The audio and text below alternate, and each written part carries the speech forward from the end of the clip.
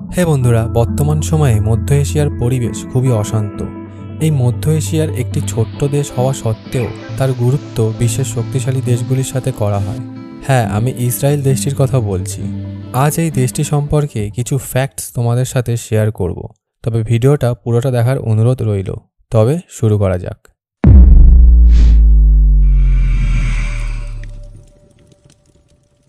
বহু সংঘর্ষের পর ইহুদি জাতিরা তাদের স্বতন্ত্র দেশ পেয়েছিল। তার নাম দেওয়া হয়েছিল ইসরায়েল। পুরো বিশ্বে এই একটি ইহুদি দেশ আছে, আর বিশ্বের যেখানেই ইহুদি জাতি ভিত্তিক কেউ থাকলে বা জন্মগ্রহণ করলে সে অটোমেটিক্যালি ইহুদি দেশের নাগরিক হিসেবে গণ্য করা হয়। ইসরায়েলের রাষ্ট্রভাষা হলো হিব্রু। ইসরায়েলের আয়তন আমাদের ভারতের কেরালা রাজ্যের থেকেও ছোট। ইসরায়েলে 2023 সালের জনগণনা অনুযায়ী এখানকার জনসংখ্যা প্রায় 97 লক্ষ। ইসরায়েলের অবস্থান এমনই জায়গাতে যেখানে তার চারপাশে শত্রু দেশ দিয়ে ঘেরা। তা সত্ত্বেও ইসরায়েল দেশটিকে সহজে পরাস্ত করতে পারে না এই দেশগুলি।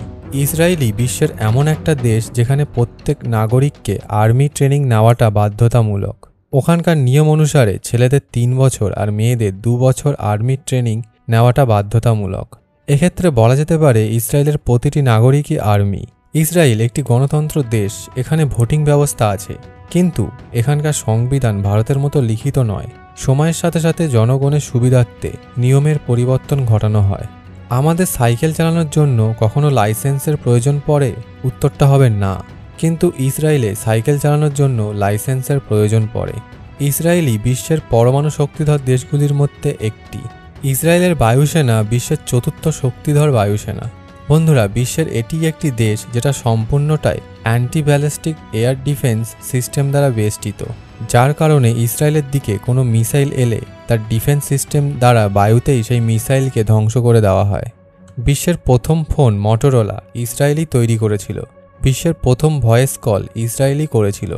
বিজ্ঞানী আলবার্ট আইনস্টাইনও একজন ইহুদি ছিলেন। এছাড়াও বর্তমান সময়ে ফেসবুকের স্রষ্টা মার্ক জুকারবার্গও একজন ইহুদি।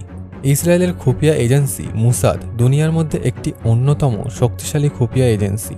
তো বন্ধুরা, এই ছিল ইসরায়েল সম্পর্কে কিছু ফ্যাক্ট। এই ফ্যাক্টগুলি জেনে তোমাদের কেমন লাগলো অবশ্যই জানিও। তবে আজ এটুকুই।